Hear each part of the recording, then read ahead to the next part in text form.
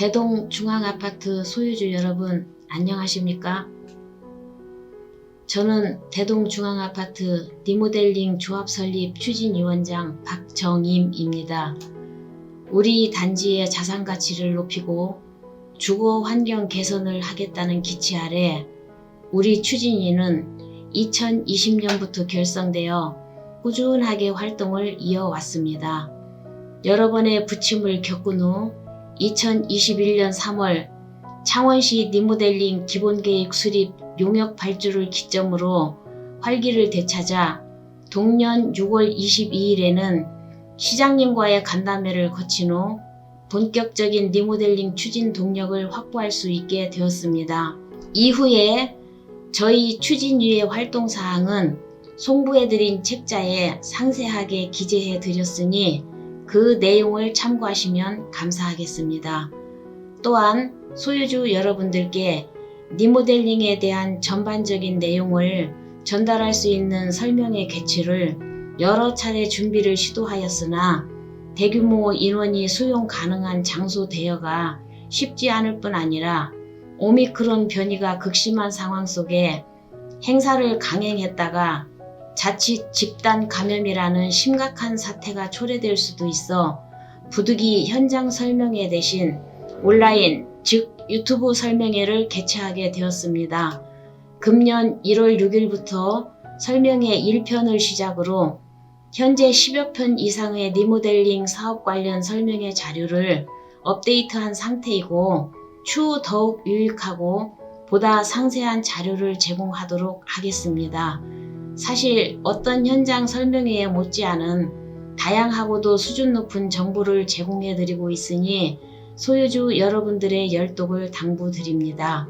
한편 작년 11월 26일부터 실시한 리모델링 사전 설문을 진행한 결과 22년 1월 28일 현재 리모델링 사전 설문에 참여하신 분이 867분이며 그중 찬성하신 분이 714분으로서 설문 참여 대비 82.35%가 찬성하였으며 이는 전체 입주민 대비 68.65%로서 조합 설립 요건인 66.7%를 넘어선 결과가 나와 마침내 조합 설립 동의서 진구를 시작하고자 합니다.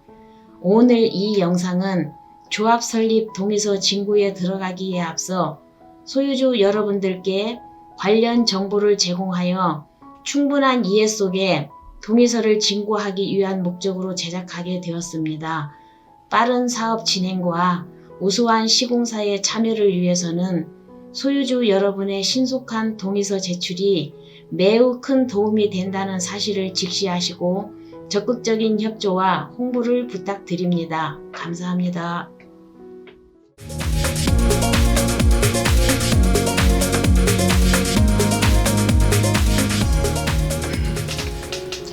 안녕하십니까. 고산도시개발 이창용 상무입니다.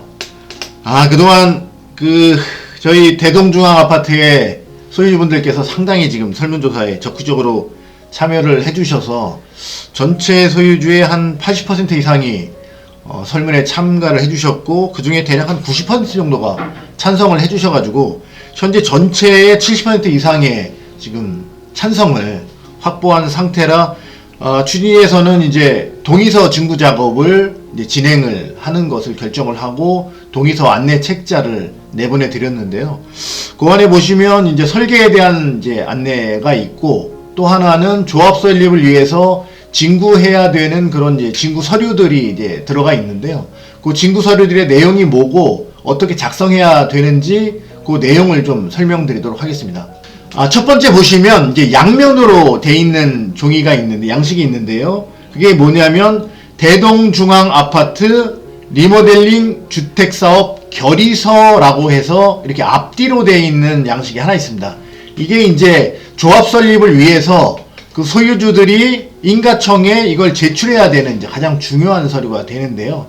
그 안에 보시면 이제 내용이 이제 이렇게 돼 있습니다. 빨간색으로다가 그 안내책자 16페이지하고 17페이지를 보시면 이제 예시로 다 이렇게 잡아놨는데 거기 보시면 빨간 테두리를 이렇게 그려놨습니다. 그래서 구분 소유자의 인적 사항에 대한 부분을 이렇게 작성을 해주시면 되고요. 그리고 거기 보면 성명, 그 다음에 생년월일, 그 다음에 휴대전화 적으시고, 그 다음에 이메일 있으시면 이제 이메일 적으시면 되고요. 없으시면 그거 안 적으셔도 상관이 없습니다. 이렇게 적으시고, 그 다음에 이제 주소 적으시는데, 이 앞에 뭐 정확히 다 안 적으셔도 되고, 몇 동, 몇 호 이런 정도로 해서 적어주시면 되고요. 만약에 주소가 여기 이제 대동 중앙으로 계신 분들도 있지만, 그렇지 않고 외부에 거주하시는 분들이 계시거든요. 그러신 경우에는 실제 어디에 거주하시는지 그 거주하시는 실거주지를 적어주셔야 돼요. 그런 이유는 뭐냐면 나중에 안내책자라든가 어떤 홍보하는 소식지라든가 중요한 어떤 재산의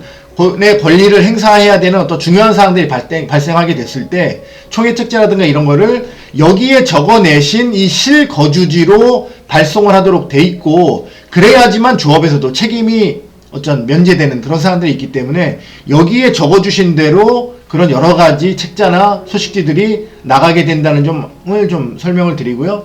그 다음에 이제 2항을 보시면 구분 소유권 현황으로 해서 이렇게 작성이 되어 있는데, 여기 보시면 이제 건축물 지분, 그 다음에 대지 지분 이런 것들이 써 있는데, 그 부분에 대해서 잘 모르시면 그 공란으로 놔두셔도 상관이 없습니다. 그거는 저희가 해당되는 것을 다 공란으로 되어 있으면 찾아서 정확하게 다 기입을 해드릴 겁니다. 그래서 거기에는 몇 동 몇 호에 사시는지만 이렇게 기입을 해주시면 되겠습니다.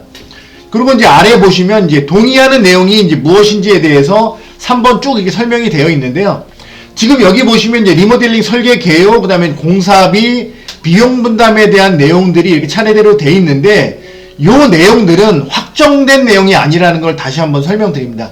이것은 뭐냐면 결의서고 이것은 계획 아닙니다. 그냥 계획 아니고 이런 정도의 계획으로 우리가 조합을 만들자, 이런 계획을 가지고 진행을 하자는 내용이고, 실제는 언제 다시 한번 내시는지 계속적으로 설명을 드렸는데, 이게 언제냐면 이 내용을 가지고 저희가 건축 심의를 받고 인허가가 다 나게 되면, 인가가 나면 그 내용에 대해서 정확하게 내가 몇 평 들어가고 돈을 얼마 내게 되는지 하는 것이 각 개개인별로까지 다 정확하게 나옵니다. 그러면 그거에 대한 부분을 다 확인하신 다음에 그때 리모델링 허가 신청을 하는 것에 내가 동의한다는 동의서를 다시 내시도록 돼 있어요. 다 인가를 다 맡으신 다음에, 그러니까 그때 동의서가 정확한 내용이지, 이거는 뭐냐면 법적으로 가능한 어떤 부분에 대한 것을 계획한 그런 부분이기 때문에 이 부분에 대해서는 뭐 그렇게 크게 관심을 가지고 하실 필요는 없고요.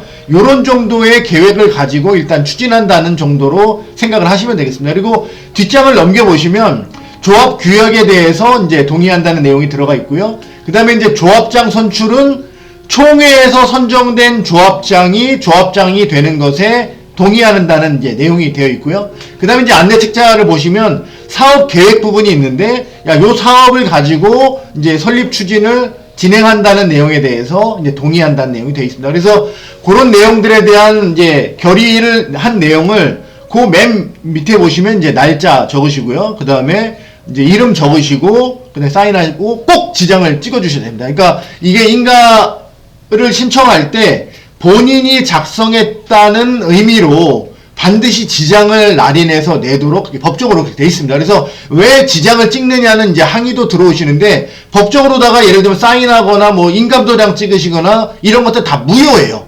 다 무효고, 본인이 직접 작성하고 본인이 그 자기 지장을 꼭 찍으시고 그 다음에 내 신분증을 제출한 그런 결의서에 대해서만 인가청에서 그거를 한 개의 그 동의로다가 카운팅을 하기 때문에 꼭 반드시 지장을 좀 찍어 주셔야 됩니다. 자, 그 다음에 함께 이제 보낸 양식에 어떤 게 또 있냐면 조합 규약 연명 동의서라는 게 있어요. 이게 뭐냐면 그 조합 규약에 대해서 찬성한다, 이런 내용으로 해서 이제 거기에 대해서 이름하고 생년월일, 그 다음 동호수 적어주시고 똑같이 지장 날인해 주시면 되고요. 그 규약에 대한 부분은 어디 있냐면 안내책자 이 뒤쪽을 보시면 규약에 대한 부분이 그 자세히 다 설명이 되어 있습니다. 그래서 조합원 뭐 최후에 이제 총회를 하는 거, 이사회를 구성하는 거, 뭐 대의원회를 구성하는 거, 총회는 어떤 일을 하고, 나중에 이제 권리변동 계획은 어떻게 하고, 확정총회 어떻게 하고, 분담금을 어떻게 해가지고 이제 이주를 어떻게 나간다, 이런 내용들까지 자세하게 써 있는 그런 이제 규약이 있어요. 그래서 그 규약에 대해서 그 규약으로다가 앞으로 진행을 하겠다는 거에 대한 이제 동의를 작성해 주시면 되고요.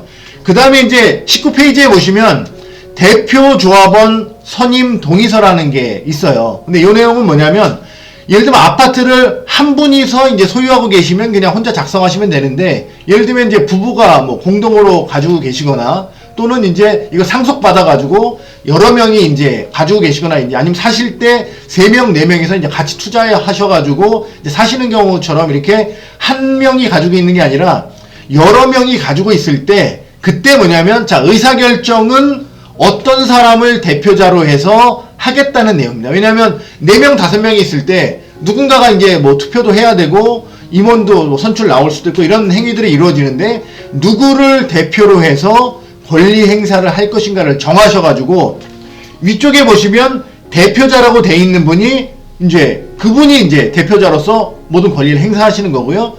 위임자가 뭐냐면 나머지 난 공동 소유지만 이 대표자를 통해서 모든 이제 권리를 행사하겠다고 위임하시는 사항이 되겠습니다. 그래서 거기도 똑같이 성명, 생년월일, 그 다음에 연락처 적으신 다음에 지장을 날인해 주시면 되고요. 그 다음에 똑같이 위임해 주시는 분의 신분증을 카피해 가지고 같이 이제 붙이시면 되겠습니다. 그리고 이제 저희가 이제 이거를 하게 될 때 이제 복사하는 부분들이 좀 어려울 수가 있어요. 신분증을 갖다가 뭐 어디 복사할 데가 없으니까 좀 문제가 되는데, 그렇다 그러면 이제 그냥 사진으로 찍으셔가지고 그래서 추진위에다가 이 내용을 보내주시면 되고요. 추진위에서는 이걸 가지고 출력해서 요 뒤편에만 하나 붙인 다음에 반드시 이거를 삭제하도록 돼 있어요. 이걸 갖다가 가지고 뭐 나중에 다른 데 쓴다든가 이렇게 되면 개인정보법에 대해서 위반 사항이 되기 때문에 큰일이 납니다. 이거 뭐 벌금 뭐 3천만원, 5천만원 맞는 거기 때문에 그거를 가지고 있는 사람들이 없어요. 조합에서 절대 그렇게 갖고 있지도 않기 때문에 사진 찍으셔서 보내주시면 저희가 출력해서 이거 동의서나 그 결의서 뒤쪽에 이제 붙일 사항으로 이제 이렇게 진행을 할 거고요. 그다음에 마지막으로 뭐냐면 요새 개인정보에 대한 사항들이 이제 워낙 이제 엄격하게 돼 있다 보니까 개인정보를 조합원님들이 제공을 했고 조합에서 이걸 수집을 하게 됐을 때 어떠한 목적으로만 쓰겠다는 것을 그걸 동의해 주시는 거예요. 그래서 여기 보시면 수집 이용에 대한 목적이 뭐로 돼 있냐면 리모델링 조합을 구성하는 것, 그리고 운영에 대한 정보를 제공하는 거에 대해서 저희가 사용하겠다고 하는 정보 수집 동의서를 받아서 그걸 가지고 어쨌든 저희가 그 결의서 내신 거를 이제 그 인가청에도 내고, 그 다음에 저희가 뭐 책자라든가 소식지라든가 안내할 것들이 있으면 그 내용을 이제 전달 드리고 하는 그런 목적으로만 사용하시는 거로 정보 제공을 하겠다는 거에 동의를 해주시면 되고요. 여기는 뭐 굳이 지장 찍으실 필요는 없고 뭐 사인을 해주시면 되겠습니다. 그래서 보시면 이제 아까 설명드린 주택사업 결의서, 그래서 요건 이제 뒷면 혹시 빠뜨리시면 안 됩니다. 그래서 앞면과 뒷면을 잘 작성을 하시고 반드시 이제 지장을 찍으시고요. 그 다음에 조합 규약 연명 동의서에 똑같이 작성하시고 그 다음에 지장 찍으시면 되고요. 그 다음에 이제 그 대표 조합원 선임 동의서는 이제 공유가 아니고 단독 소유신 경우에는 그냥 뭐 작성하실 필요가 없습니다. 그리고 이 2명, 3명 이렇게 여러 명이 공동으로 가지고 계실 때만 이렇게 선임자를 결정하셔가지고 대표 조합원을 결정하셔가지고 작성해 주시면 되고요. 그리고 마지막으로 개인정보에 대한 제공 및 수집 이용 동의서를 마지막으로 작성해 주시면 그게 이제 하나의 완세트가 돼가지고 그 서류들을 저희가 이제 67% 모아서 인가청에 제출하게 되면 이제 조합 설립 인가가 나도록 되어 있습니다. 그래서 오늘은 그 보내드린 안내 책자하고 동봉되어 있는 양식을 이제 어떻게 작성하고 그 내용에 어떤 것들이 있는지를 좀 설명을 드렸습니다. 그래서 지금 이제 이미 찬성하신 분들이 70%가 넘기 때문에 저희 생각에는 아마 뭐 3월 중순이나 3월 말 정도가 되면 이제 빠르게 거칠 거라고 생각을 하고 있고요. 그 이후에는 이제 그 선관위를 모집해서 이제 선관위에서 조합장, 감사, 이사, 대의원 후보들을 이제 후보자 등록을 하고 후보자 등록이 다 되면 그거를 가지고 이제 총회를 열어서 이제 총회에서 선출된 조합원이 이제 전체 조합을 이제 이끌어 가도록 이렇게 돼 있고요. 그 다음에 추진위원회는 조합이 설립됨과 동시에 자동으로 해산이 되고 그동안 추진위원회에서 했던 모든 일은 외부 감사를 통해 가지고 제대로 다 했는지 여부를 이제 확인을 하고 그거에 대해서 총회에서 추인을 받도록 그렇게 되어 있습니다. 그래서 그런 일정으로 진행되는 사항을 좀 설명을 드렸고요. 빠른 추진 부탁드리겠습니다. 감사합니다.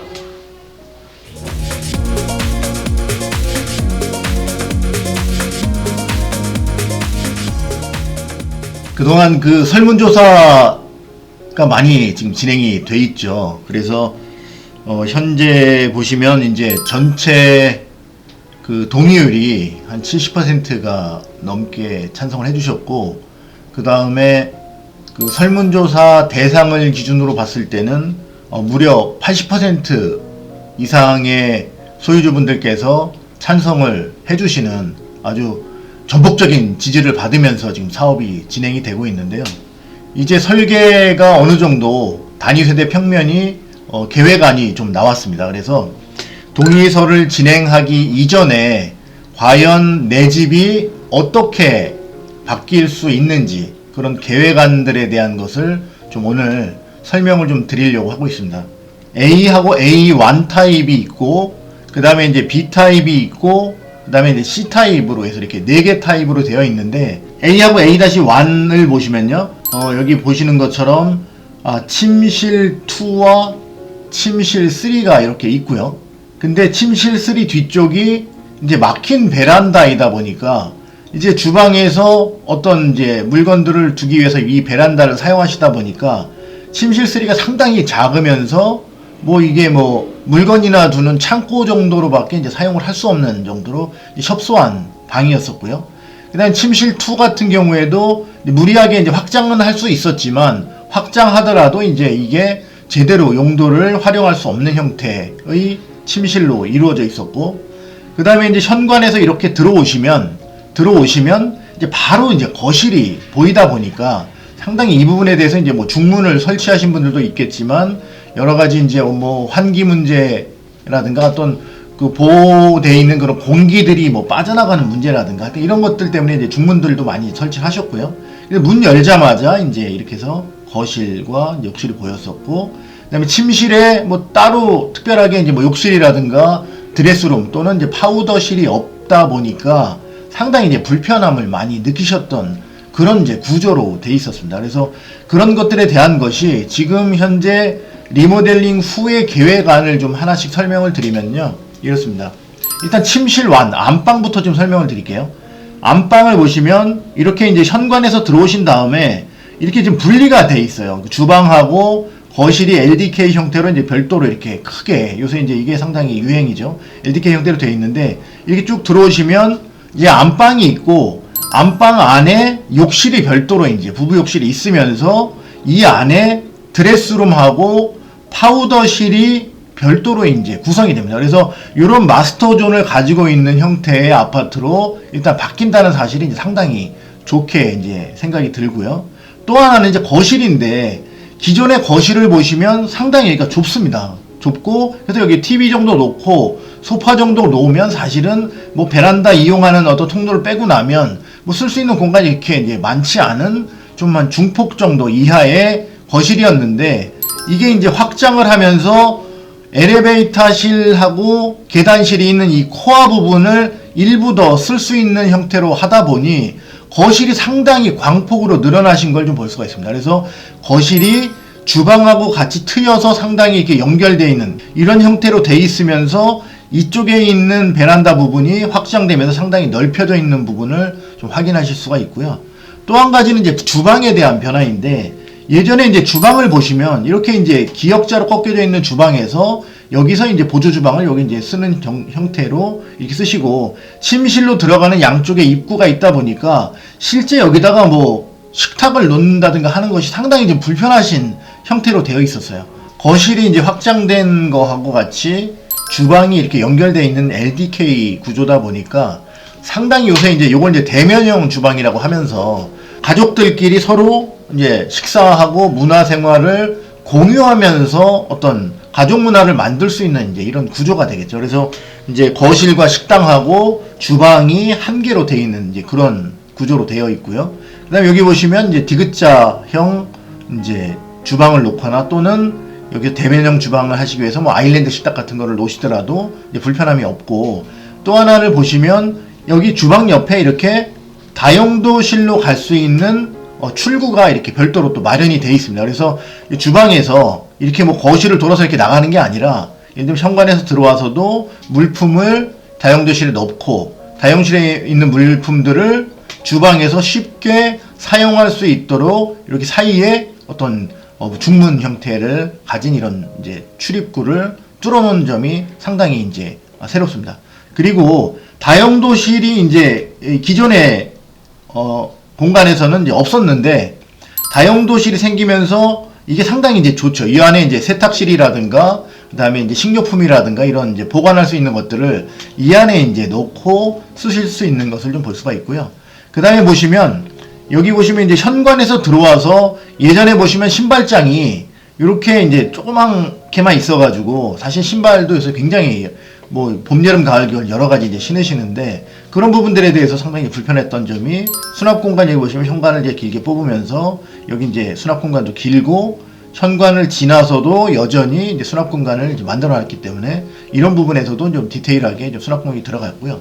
그 다음에 이제 가장 이제 중요한 포인트일 수가 있는데 예전에 침실 2나 3를 보시면 사실은 이게 쓸 수 있는 방해 구조가 좀 아니라고 봐야 돼요. 왜 그러냐면 주방을 통해서 이렇게 들어가기 때문에 주방에서 예를 들면 여기다가 뭐 식탁을 놓거나 어떤 물건이 조금만 있다고 치더라도 상당히 이제 출입하기가 어렵고 또 아이들이 여기를 뭐 쓰게 된다 그러면 이제 주방하고 또 붙어 있다 보니까 뭐 시끄러운 문제라든가 이런 것들이 있었죠. 그래서 이제 이런 부분들을 갖다가 지금 어떻게 되어 있냐면 여기가 존이 1, 2로 좀 갈라져 있는 걸 좀 보실 수가 있어요. 현관으로 들어오신 다음에 침실 2와 침실 3가 멀티룸과 같이 해서 하나로 독립이 되어 있고 그 다음에 욕실 하나 쓸 수 있도록 되어 있고요. 그 다음에 부부 욕실과 부부 안방과 거실 주방이 이렇게 별도로 하나의 존으로 형성되어 있기 때문에 아이들도 독립적으로 어떤 이제 공부를 하거나 할 때 뭐 소음 같은 데서도 좀 해방이 될 수가 있고 그런 부분이 상당히 좋고요.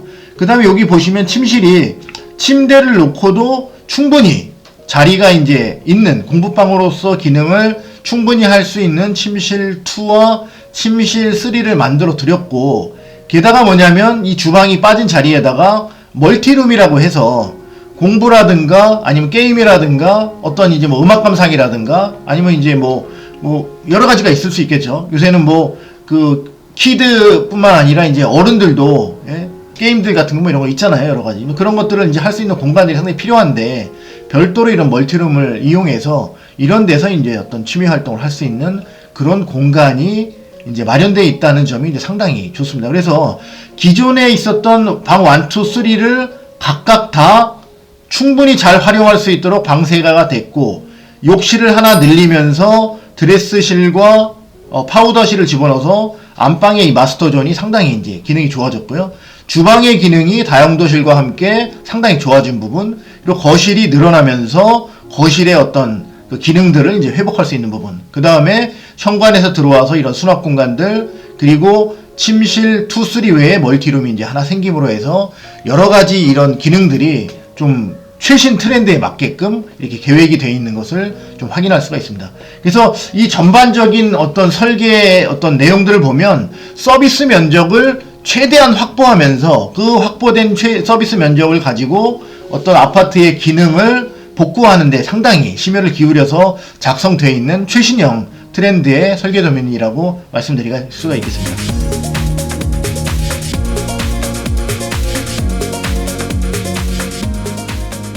먼저 번에 이제 A타입을 소개해드리고 상당히 이제 설계가 잘 나온 부분들을 좀 말씀드렸는데 B타입도 거의 이제 같은 거라고 좀 보시면 되겠습니다. 이제 B타입 같은 경우는 A타입하고 좀 다르게 침실 2와 3가 있는데 이 바깥쪽에 외부 베란다로 되어 있어요. 그 다음에 주방이 이렇게 조그맣게 돼 있고 주방 옆에 이제 이렇게 뭐 중문 형태의 문을 열고 나가면 여기가 이제 후면 베란다가 되어 있는 형태였었고, 근데 거실이 이제 상당히 또 좁았죠. 똑같았고, 그다음 침실과 거실 바깥에 있는 앞면 베란다가 이렇게 이제 통으로 이렇게 설치되어 있는 그런 구조의 이제 리모델링 전에 이제 도면이 되겠고요. 리모델링 후를 좀 보시면 똑같습니다. A타입과 똑같이 침실 2하고 침실 3의 기능이 완벽하게 회복이 됐고, 그 다음에 그 안에 멀티룸을 똑같이 장착을 함으로써 어떤 이 공간에서 공부를 하거나 취미 활동을 할 수 있는 별도의 이제 공간 하나를 똑같이 넣어드렸고요. 그 다음에 현관 같은 경우는 다 똑같습니다. 현관 똑같이 들어와서 수납 공간이 이렇게 많이 이제 있고, 그 다음에 존 A가 이제 아이들의 공간으로 이제 이렇게 별도로 있고, 존 2가 이렇게 침실, 안방과 거실, 주방으로 해서 이렇게 하나가 분리됨으로 해서 그 기능을 갖다 좀 분리하는 것들이 좀 있고요. 그리고 욕실도 그래서 각각 아이들이 쓸 수 있는 욕실, 학생들이 쓸 수 있는 욕실이 하나 있고, 부부 욕실이 별도로 이제 구성이 되어 있고요. A 타입하고 마찬가지로 안방에서 이렇게 부부 욕실로 들어가는 사이에 충분한 뭐 드레스룸이라든가 파우더실이 이렇게 있도록 되어 있고, 주방 같은 경우도 똑같이 대면형 주방으로 해서 LDK 구조로 상당히 이제 잘 빠졌죠. 그 다음에 거실 같은 부분을 보시면 이제 광폭으로 해서 똑같이 A타입과 똑같이 좀 늘어난 부분을 알 수 있고요. 그 다음에 주방에서 다용도실을 갈 수 있는 이런 공간을 마련함으로 해서 편리하게 좀 사용하실 수 있도록 그렇게 이제 되어 있습니다. 그래서 B타입 같은 경우는 이제 특히나 확장하는 것도 상당히 이제 어려워서 이 침실 2와 침실 3가 이제 상당히 좁았었고, 게다가 이제 주방의 기능이 상당히 이제 협소하고 베란다를 통과하는 어떤 이런 통로를 제외하고 나서는 굉장히 이제 어려운 상태였었어요. 그래서 식탁을 어디에다 놓기도 좀 어려운 어떤 이런 주방의 기능을 완벽하게 이제 회복하는 것들이 이제 상당히 A타입보다도 이제 더 좋아지는 부분이라고 볼 수가 있겠고요. 그 다음에 거실이 좀 넓어지면서 거실의 기능도 제대로 이제 확보한 부분들이 상당히 이제 좋은 설계가 되겠습니다. 그래서 여기 B타입도 여전히 최신 트렌드의 어떤 주거 공간으로서 회복된 사실들을 좀 볼 수가 있고요. 이번에도 뭐 마찬가지지만 서비스 면적을 최대한 확보하면서 그 확보된 면적을 가지고 어떤 침실, 그러니까 아이들의 침실 2, 3, 그 다음에 안방, 거실, 주방까지 다 확보를 하고 다용도실과 욕실 2를 집어넣음으로 해서 최신 트렌드를 만든 그런 것이 이제 상당히 고무적인 설계라고 볼 수가 있겠습니다.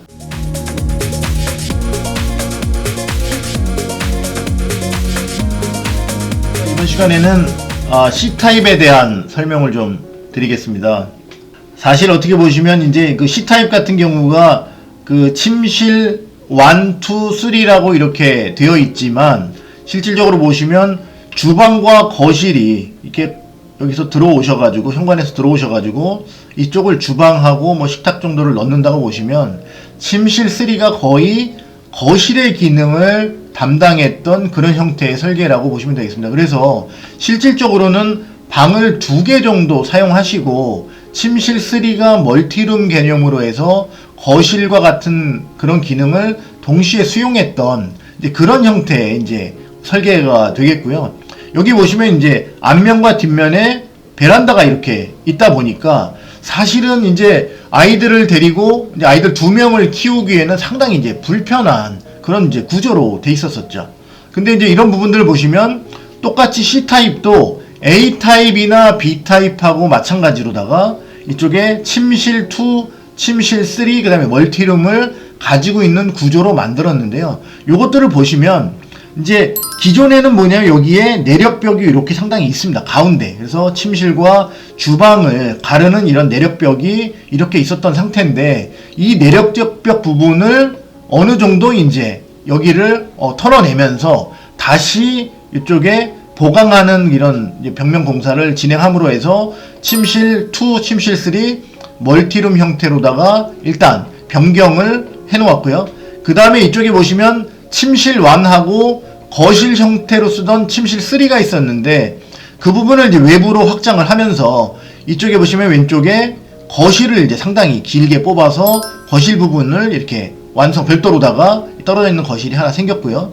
그 다음에 주방이 디귿자 형태로다 해서 여기 아일랜드를 넣을 수 있도록 그런 형태의 주방을 만들면서 수납 공간을 강화했고, 그 다음에 이제 안방 부분에 똑같이 드레스실하고 파우더실이 있고 별도의 부부 욕실이 들어갈 수 있는 그런 구조로 그렇게 개선이 돼 있는 점을 좀 볼 수가 있습니다. 그래서 현관에서 들어오시면 이렇게 들어와서 현관에서 이제 신발장 2개가 있고, 그 다음에 여기는 이제 구조상 어쩔 수 없이 다용도실의 일부를 이렇게 이제 쓰는 구조로 이렇게 돼 있는데, 향후에 예를 들면 주방에서 이 다용도실을 직접 쓰는 것이 좋겠다라는 그런 의견이 있다 그러면 주방에서 이쪽 문을 이쪽을 통해 가지고 다용도실을 쓸 수 있는 구조로도 뭐 변경은 가능합니다. 그래서 이거는 이제 초안이기 때문에 향후에 건설회사가 들어와서 제안을 하게 되면 그거를 기반으로 다시 한번 수요조사를 통하고, 그 다음에 어떤 것들을 원하시는 부분들이나 변경했으면 좋겠다는 의견이 있으시면, 그게 구조적으로 특별한 문제가 없다면 거기에 맞춰서 다시 한번 설계 변경이 이제 이루어질 예정입니다. 그래서 일단 안으로선 이제 이렇게 상당히 최신형 트렌드로 타입 C 같은 경우에도 이렇게 변하는 모습들을 좀 말씀을 드렸고요. 지금 이제 보시면 이제 지난 시간에 A 타입하고 A-1 타입, 그 다음에 B 타입, 그 다음에 C 타입을 다 이제 설명을 드렸는데, 보시면 전체적으로 좀 다 비슷하게 가고 있습니다. 그래서 기능들을 침실 2, 침실 3, 아이들이 쓰던 그런 기능들을 확실하게 회복하면서 거기에다가 공부방이라든가 취미실로 쓸 수 있는 멀티룸을 넣는 어떤 최신형 구조로 이루어졌다는 특징이 이제 다 똑같고요. 그 다음에 현관에 들어와서 그 다음에 안방하고 거실이 하나의 존, 그 다음에 아이들이 쓸 수 있는 방 2개와 멀티룸과 욕실이 하나의 존으로 분리됨으로써 뭐 조용하게 좀 공부도 할 수 있고, 그 다음에 이제 좀 독립적인 생활들을 좀 할 수 있는 그런 형태가 됐고요. 그 다음에 주방의 기능이 확실하게 이제 회복된 사실을 좀 볼 수가 있고, 그 다음에 여기도 뭐 C타입도 마찬가지인데 LDK 형태를 이름으로 해서 대면형 주방으로 가족들이 여기서 같이 문화를 좀 공유할 수 있는 그런 이제 최신형이 이제 트렌드를 그대로 이제 수용을 했고요. 그 다음에 안방에서 욕실을 사용하는데 여기에 이제 요새는 이제 옷 같은 거 상당히 많이 넣으시는데, 그런 이제 충분한 강화된 드레스룸을 이제 확보를 하면서 파우더실까지 확보를 함으로써 이 마스터존이 제 기능을 발휘할 수 있도록 이렇게 준비가 되어 있는 것을 보면, 상당히 이 도면이 나간다 그러면, 물론 이제 여러 가지 이제 뭐 아파트 가격이 오르는 데는 여러 가지 이유가 있겠지만, 뭐 새 아파트인 것도 뭐 이런 것도 있고, 주변에 개발 호재 같은 것도 있고, 이제 여러 가지가 있겠지만, 평면상으로 봤을 때도 그것들하고 비교했을 때 뭐 절대 뭐 뒤지는 정도가 아니라 충분히 이제 우위를 점할 수 있는 그런 이제 설계 도면이 확보가 되었다는 점을 좀 설명드리면서 설계에 대한 부분은 여기까지 좀 마치도록 하겠습니다.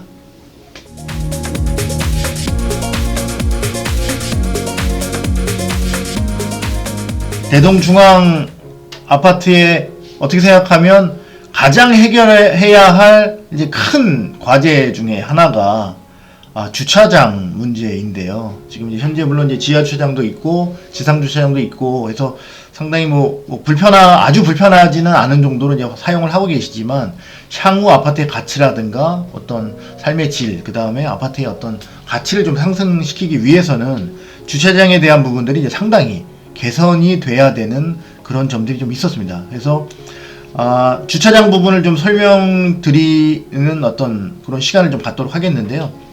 보시는 바와 같이 이제 이렇습니다. 이제 스마트 주차장 형태라고 좀 제목을 좀 달아놨는데요. 일단 세 가지 관점에서 보시면, 첫 번째 이제 세대당 한 1.2대 정도의 넉넉한 주차를 할 수 있는 공간을 마련한다는 점이 있고요. 또 한 가지는 이제 주차가 상당히 이제 좁다 보면 접촉사고라든가 문 열 때 이제 문콕 같은 것도 일어나고 이제 그런 부분들이 있는데, 넓게 이제 주차장을 확보할 수 있는 주차 공간을 넓게 확보하겠다라는 점이 하나가 있고요. 그 다음에 이제 미래 기술들이 접목되어 있는 그런 이제 스마트 주차장을 만들겠다는 이제 그런 내용으로다가 이제 좀 설명을 좀 드리도록 하겠습니다. 현재는 세대수 대비 주차 대수가 484대밖에 안 됩니다. 그러다 보니까 1000세대가 넘는데 세대당 한 0.47대, 그러니까 0.5대도 안 되는 정도의 주차 대수를 이제 확보하고 있는 상태였었고요. 그러다 보니까 이제 주차도 상당히 이제 어려운 점들이 있었는데, 이 주차 문제를 어떻게 지금 해결했냐면, 대안을 세대당 한 1.2대, 그래서 뭐냐면 플러스 951대를 합친 대략 한 1400대 정도를 될 수 있는 이제 주차 공간을 확보하는 거로 이렇게 설계가 되어 있습니다. 그러면 지상뿐만 아니라 지하까지 당연히 이제 주차가 돼야 되는데요. 자, 지상 부분은 지금 이제 계획을 어떻게 잡고 있냐면, 지상에는 녹지로 해서 공원이라든가 테마 공원 같은 것을 넣으려고, 산책로라든가 이런 것들을 이제 넣으려고 계획을 하고 있다 보니 주차장은 다 지하로 들어가는 걸로 계획을 좀 잡고 있습니다. 그리고 지하 주차장에서 바로 엘리베이터를 타고 그 다음에 세대로 이동할 수 있도록 그렇게 지금 계획을 좀 가지고 있습니다. 물론 어떤 지질적인 조건이라든가 이런 게 확인이 안 됐기 때문에 지질 조건에 따라서 약간 변동이 있을 수는 있지만 현재 계획은 지질에 문제가 없다 그러면 지하 주차장에서 어쨌든 주동 코어로 연결시키는 그런 계획을 가지고 좀 진행을 하고 있고요. 그 다음에 이제 광폭 주차에 대한 부분인데 기존 주차를 보면 일반형이 기존까지는 2.3m로 되어 있습니다. 그래서 2.3m에 어느 정도는 큰 차를 집어넣으면 사실 문 열고 나올 공간도 상당히 어렵고 좀 먼지라도 묻어 있다 보면 뭐 비집고 나오다 보면 그냥 새까맣게 사실은 먼지가 묻는 형태로 돼 있었는데 이런 것들이 지금 이제 개정된 법규에는 어떻게 되도록 돼 있냐면 일반형이 2.5m 그리고 확장형 같은 경우는 2.6m를 확보하도록 돼 있어서 그러니까 주차 공간마다 한 30cm씩 더 있는 겁니다. 그러면 두 개를 합치면 대략 한 60cm 정도의 공간이 차하고 차 사이에 생기다 보니까 어쨌든 이제 그런 것들을 해결할 수 있는 이제 그런 주차 공간이 마련이 되고요. 또 한 가지는 뭐냐면 이렇게 이제 지상 녹화를 해놓다 보면 이제 택배가 진입을 해야 되는 문제가 있는데 지금 요새 뭐 신도시 같은데 지하에 이제 택배 차량이 못 들어가도록 돼 있다 보니까 지상은 녹화가 돼 있고 지하는 택배 차량이 못 들어가고 하다 보니까 이 택배 차량들이 바깥에서부터 이거를 실어 날라야 되다 보니 뭐 바깥에다 깔아놓고 가져가세요 하면서 이제 분쟁이 붙었던 이제 신도시 그런 사례들도 있는데 여기 같은 경우는 택배 차량이 지하에 들어가서 무인 택배 시스템에 이런 택배 물건들을 보관해 놓고 갈 수 있도록 돼 있는 그런 시스템을 이제 넣도록 그렇게 계획이 되어 있습니다. 그래서 상당히 이제 편할 것으로 좀 생각이 들고요.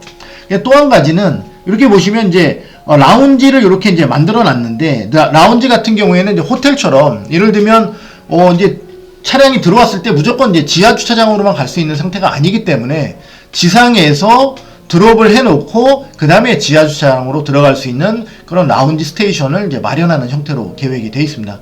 그리고 이제 내부에 보시면 이렇게 건식 세차장이라든가 차량을 정비할 수 있는 그런 공간을 마련해 줌으로 해서 이렇게 보면 이제 세차를 하는 공간이 사실 주차장에 살기가 어렵습니다. 어렵고 그런 문제들이 있는데 어쨌든 요 지하 주차장에서 세차까지도 나름 해결할 수 있는 그런 이제 공간들을 이제 준비하고 있다는 거 좀 말씀을 드리고요. 그 다음에 좀 보시면 이제 충전을 할 수 있는 그런 스마트 멀티 스테이션도 들어가고 요새 이제 원패스라고 하는데 이제 주차가 들어오면 어느 공간으로 유도할지 아예 유도해주는 주차 유도 시스템까지도 들어가고 그러면서 뭐냐면 내 차량이 어디에 되어 있는지 아니면 주차가 어디에 가능한지 여부를 그 스마트하게 시스템적으로다가 이걸 유도해 줄 수 있는 그런 주차 시스템을 적용하려고 좀 생각을 하고 있습니다. 그리고 내부에 이제 보시면 지하 주차장을 보통 이제 만들게 되면 상당히 좀 어두컴컴하고 왠지 좀 들어가기가 좀 겁나는 형태가 되어 있는데 LED로서 조명 다 환하게 하고요. 그 다음에 당연히 이제 자동 환기 시스템을 집어넣음으로 해서 환기에 대한 문제도 깨끗하게 해결할 수 있도록 주차장이 상당히 개선되는 부분들을 좀 오늘은 설명을 드렸습니다.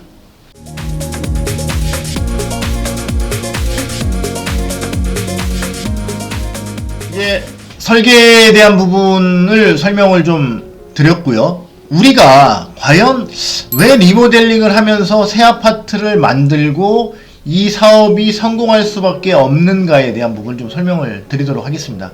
지금 이제 보시면 개발 호재로 인한 가치 상승에 대한 이제 부분인데요.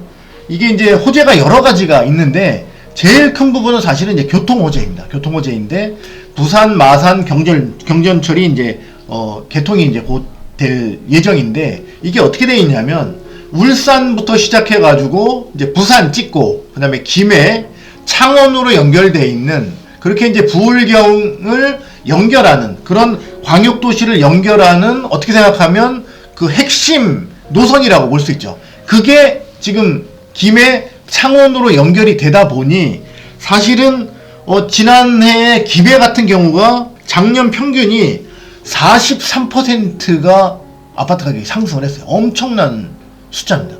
그 보면 이게 뭐냐면 올해 개통된다는 그 내용 가지고 그쪽에 들어와 있는 그 새로 짓는 신축 아파트들의 가격 상승 정도가 그렇게 대단하게 올라간 거예요. 그러니까 한 4억, 5억 하던 것들이 40%면 2억, 3억이 더 올라간 상태인 거죠. 그래서 그런 것들의 어떤 붐을 가지고 형성했던 그 붐이 이제 뭐냐면 올해 창원 마산 쪽으로다가 이게 개통이 되면서 부산 마산 경정철이 개통되는 호재를 가지고 이쪽에도 그 바람이 추가적으로 들어올 수밖에 없다라는 내용을 좀 설명을 드리고요. 그래서 여기 보시면 부전부터 시작해가지고 뭐 김해공항, 가락, 그 다음에 장유를 거쳐가지고 창원 중앙, 창원 마산까지 해서 이렇게 경전철이 진행되도록 복선 광역전철이죠. 이게 되도록 돼 있는데 보시면 예전에는 창원 중앙역만 쓰도록 돼 있는 것이 지금 뭐냐면 창원역까지 그런 이제 호재를 가지고 있는 것들이 기다리고 있다.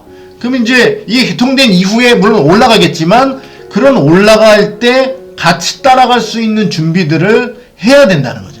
이게 예를 들면 구축 아파트가 가격이 올라갈 때 제가 다음에도 한번 설명을 드리겠지만 신축 아파트의 상승 속도랑 구축 아파트의 상승 속도는 이미 뭐냐면 한 10년 전부터 완전히 괴리가 이루어지고 있어요. 그런 것들을 보면 향후에 이런 이제 개발 호재가 일어났을 때 그걸 따라갈 수 있는 그런 신축 아파트로서의 어떤 그런 모양새를 저희도 갖추고 있어야 된다는 부분들이 있고요. 그 다음에 이제 인근에 뭐 여러분도 다 아시고 있지만 판영동에 이제 스타필드가 곧 개장을 하기 때문에 이런 상권에 대한 부분들도 편리하게 사용할 수 있는 부분들이 이제 준비가 또 돼 있고, 그 다음에 요새 서울에서 뭐 한참 얘기하던 숲세권이나 학세권에 대한 문제들도 여기 같은 경우는 대동중앙 같은 경우는 그런 것들을 이제 완벽하게 가지고 있는 부분들 좀 보실 수가 있어요. 그래서 사화공원에 대한 조감도를 좀 보시면 상당히 이제 잘 돼 있는데 그런 숲세권에 대한 어떤 접근성, 그 다음에 창원과학고등학교 같이 이런 이제 학교가 있음으로 해서 학세권도 가지고 있는 상당히 이제 개발 호재가 많고 가격이 상승할 수 있는 요인들을 충분히 가지고 있는 아파트이기 때문에 과연 이제 저희가 리모델링을 이제 동의서가 이미 뭐 80% 이상 창설하시기 때문에 동의서를 걷기 시작하면 이제 금방 이제 조합 설립이 되고 이렇게 진행이 되겠지만 그 순간부터 폭발적으로 수요가 발생하면서 가격 형성이 이루어질 수 있는 단지라는 사실을 좀 이걸 믿고 기다리셔야 되고, 그 다음에 추진하시는 분들한테 힘을 실어주셔야 됩니다. 그래서 그런 부분들에 대한 것이 있다는 사실을 좀 다시 한번 좀 찾아보시고 그에 대한 것을 좀 인식하시면서 기다리고 계시면 충분히 보상이 이루어질 수 있다는 점을 좀 설명드리면서 오늘 마치도록 하겠습니다.